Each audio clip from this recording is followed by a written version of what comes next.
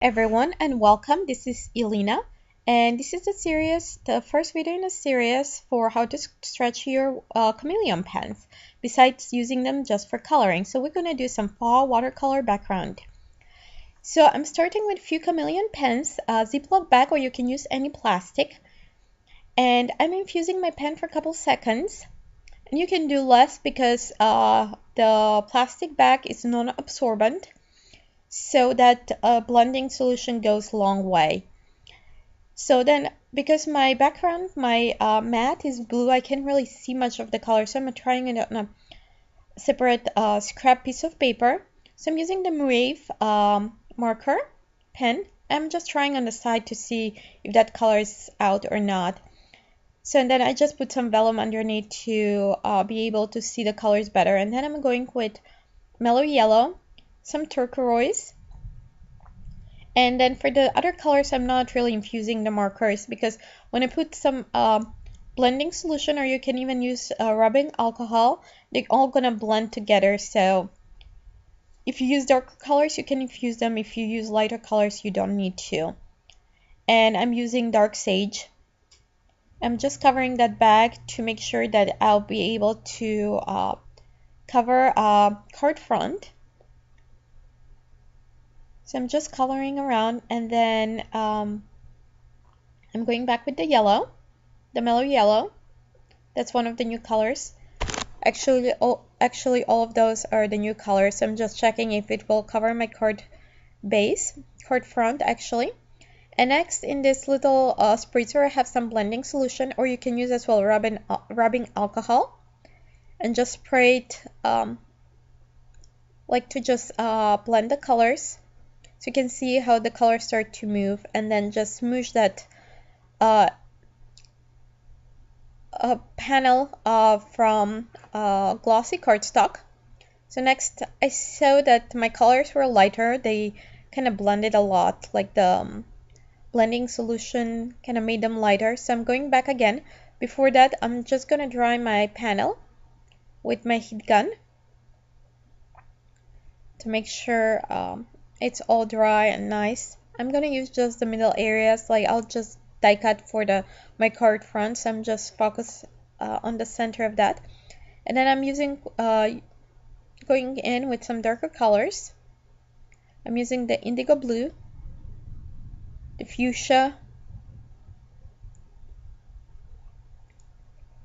and I'm just scribbling. It doesn't really matter if the colors are touching or not, because when you spray them with the alcohol. I'm going back with the yellow, mellow yellow, and then some turquoise, and the colors will blend when you spritz them with the alcohol. I'm just going in there, so just scribble however you want it to be, and then just spritz them with the alcohol, the rubbing alcohol, and you see how the colors start to run into each other and blend together. And then again, go with your card front. And it's very important that you use glossy cardstock, otherwise you won't get the same effect. And next, you go with your heat gun and dry that up. So you'll see how the colors, like the ink moves around. It's kind of very cool effect, and you can as well direct the ink where you want it to go using the heat gun. So I'm pretty happy how this panel turned out. I really like the pink and the blue. And I'm just making sure that it's nice and dry. So here's that panel.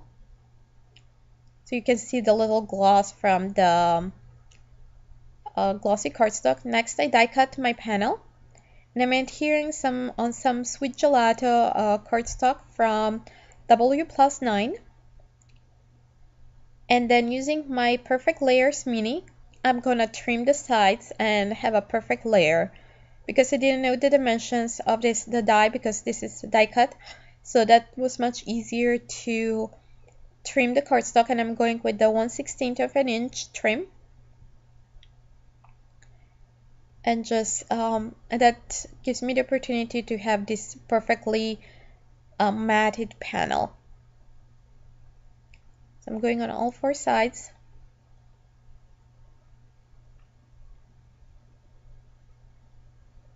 So there you have that panel, and I'm just centering it on the white card base to see how it's gonna look. And I'm pretty happy with the look.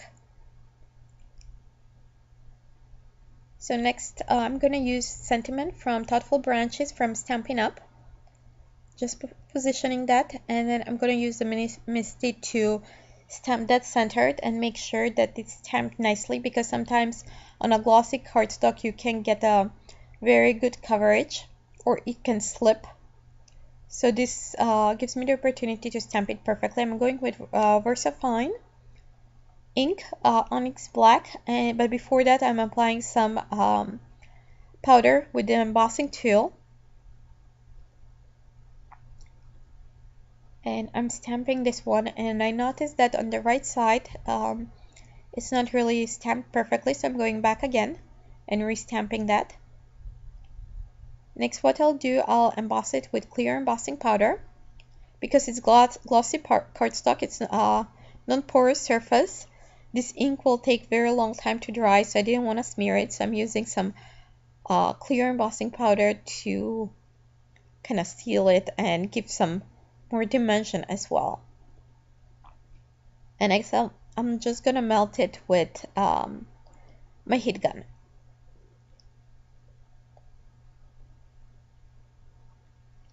So there we have that. Our card is almost done.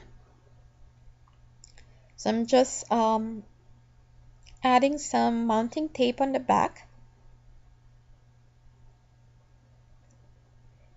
to pop that up. Just removing the strips, and I'm ready to adhere it to my card front.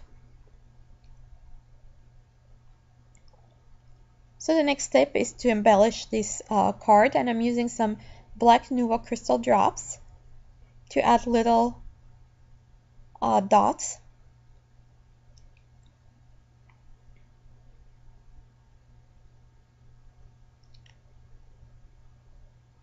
So, and I didn't think that those were enough, so I'm adding some sequins to add more interest and look more fun. So the sequins are from Stampin' Up. And next I'll adhere them with the fine tip glue from Stampin' Up that I've transferred in this bottle. And that with that, my card is done. I'll just need to leave it a little bit outside, laying flat to dry out the Nuvo crystal drops. They need about 30 minutes to be completely dry. And with that, our card is done. Thanks for watching, and see you tomorrow with another video. Bye!